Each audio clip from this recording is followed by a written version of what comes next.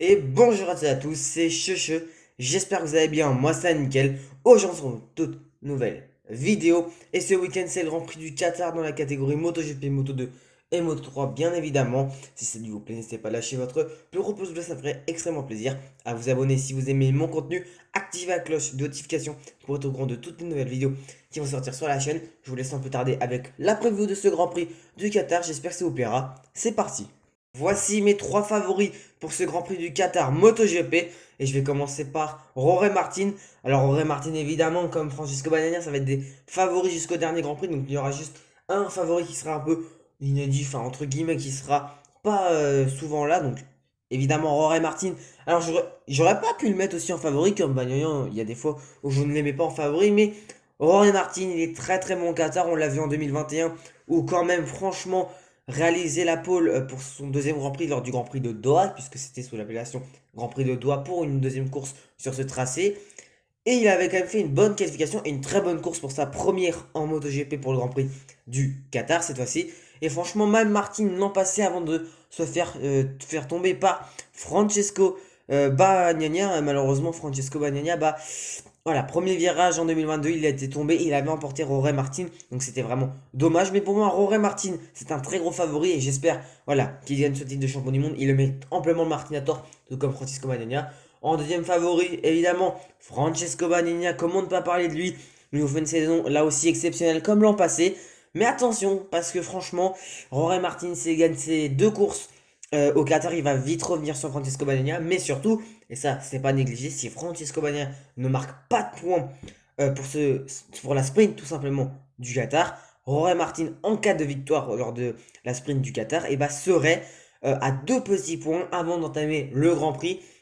Donc là, franchement, ça serait une très mauvaise chose pour Francisco Bagnaia, une très bonne chose pour Jorge Martin, une très bonne chose pour le spectacle. Franchement, j'espère que ça va jouer dans le dernier tour du Grand Prix de Valence.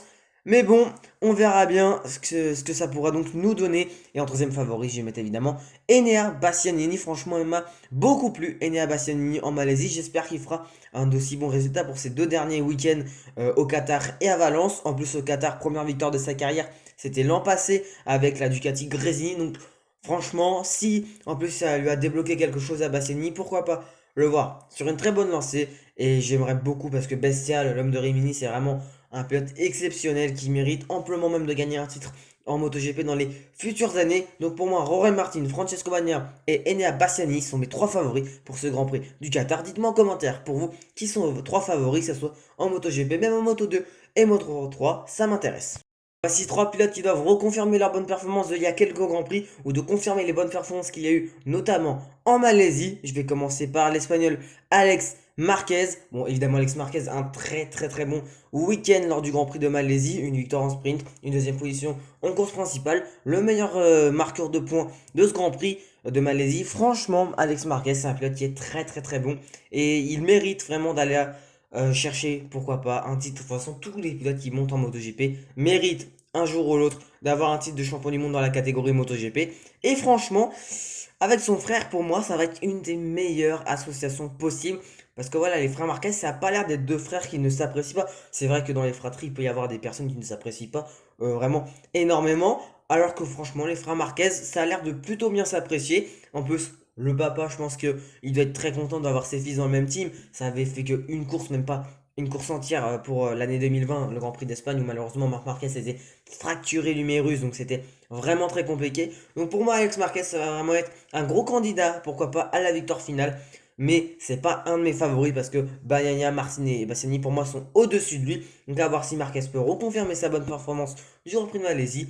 Je vais aussi parler de Jack Miller qui nous a fait depuis, enfin, au début de saison une très très bonne en termes de saison. Franchement, il n'y a pas eu vraiment de très mauvaises courses malheureusement. Depuis quelques temps, c'est compliqué pour le pilote de Townsville. Donc voilà, j'aimerais beaucoup que Jack Miller, c'est un pilote que j'apprécie énormément. Miller, je pense que c'est le gars qui a tout le temps le sourire, qui adore rouler. C'est le gars, en fait, c'est une journée normale au boulot, c'est de rouler. Et franchement, j'aimerais bien le revoir sur le podium avant la fin de la saison. Il le mérite, Jack Miller. Et franchement, j'ai l'impression que la KTM, ça lui colle bien. Malheureusement, il a tendance à user un peu trop ses gommes, donc c'est vraiment dommage. Il nous fait des excellentes entames de course et malheureusement, après, bah. Ça ne marche pas pour la suite de la course. Donc j'ai envie d'avoir un bon Jack Miller ce week-end. Et j'ai aussi voir un bon Marco Bezzecchi. Envie de voir Marco Bezzecchi au top niveau ce week-end. Marco Bezzecchi, franchement, troisième du championnat du monde. Et c'est exceptionnel pour Marco Bezzecchi. Enfin, pas qu'il est un mauvais pilote. Loin de là, c'est un excellent pilote dans la catégorie. Mais après sa première saison de rookie, on aurait pu penser qu'il aille dans le top 10 à peu près. Voilà, un pilote qui aille dans le top 10 dans la saison, régulièrement, jouer pourquoi pas les top 5 cette saison. Mais on l'a vu cette saison, pardon. Et bah Marco Bezzecchi, il a pu jouer le titre malheureusement pour moi. Le point où malheureusement il n'a pu il ne peut plus pour moi jouer le titre, c'est à Silverstone quand il fait sa chute en essayant de suivre Francesco Bagnaia. Pour moi, s'il ne tombe pas à Silverstone, il y a d'autres opportunités d'aller chercher des victoires et tout, mais je pense que ça lui a un peu plombé son moral. Mais voilà, Alex Marquez, Jack Miller et Marco Bezzecchi, j'espère les voir performer au Qatar pour reconfirmer ou confirmer leur bonne performance. Parlons quelques minutes de Luca Marini qui est en contact avec Honda. Alors Honda, on le sait depuis quelques temps, et bah il y a quelques rumeurs avec Luca Marini, avec notamment aussi Fermin Aldeguer, le pilote Moto 2. Mais franchement, les négociations ont l'air de bien s'avancer avec Luca Marini.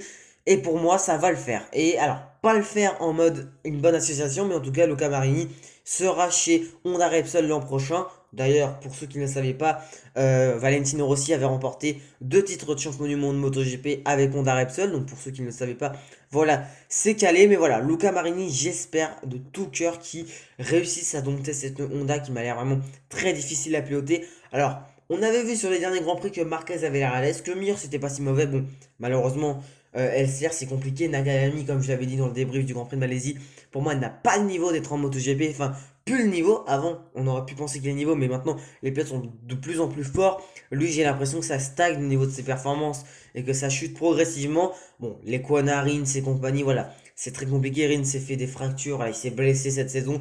Les Kona, c'est juste un pilote intérimaire. Bradle, j'en parle même pas. Donc voilà, pour Honda, c'est plus compliqué, mais pourquoi pas voir Luca Marini avec la firme japonaise. Et pour moi, ça va pas être une bonne association non plus. Luca Marini, je pense que il aurait peut-être été mieux pour lui de signer, enfin, une nouvelle année chez VR46, enfin, de rester chez VR46 en tout cas. Voilà, malheureusement, Luca Marini, il va peut-être choisir Honda. Alors, à voir, est-ce que la Honda sera performante l'an prochain? Dites-moi en commentaire ce que vous pouvez penser de cette association entre Luca Marini et Honda. Mais pour moi, ça peut être un flop et j'aimerais pas vraiment que Luca Marini, voilà, ne soit pas en bonne association avec Honda. Il y a eu quand même une folle ascension avec Ducati, que ça soit Avintia vers 46, puisque en 2021, c'était Ducati. Alors, certes, il a livré vers 46, mais c'était le team Avintia. Donc pour moi, Luca Marini avec Honda, ça parle. Et je pense notamment qu'ils vont signer ensemble et à voir ce que ça pourra donner en 2024 s'ils signent évidemment. Ce circuit du Qatar, il fait 5,38 km de long pour 10 virages à droite et 6 virages à gauche. Sa première apparition fut en 2004, mais c'était 2 jours, c'est arrivé en 2008. La course de nuit, donc avec tous les projecteurs sur le circuit de Lusail. La victoire était c'était Gilbert devant Colin Edwards et Ruben Xaus. Je vais vous laisser tout de suite avec un tour que j'ai réalisé moi-même sur le jeu MotoGP sur ce circuit de Lusail pour vous donner un aperçu de ce tracé qui est quand même, à mes yeux, l'un des plus beaux du calendrier.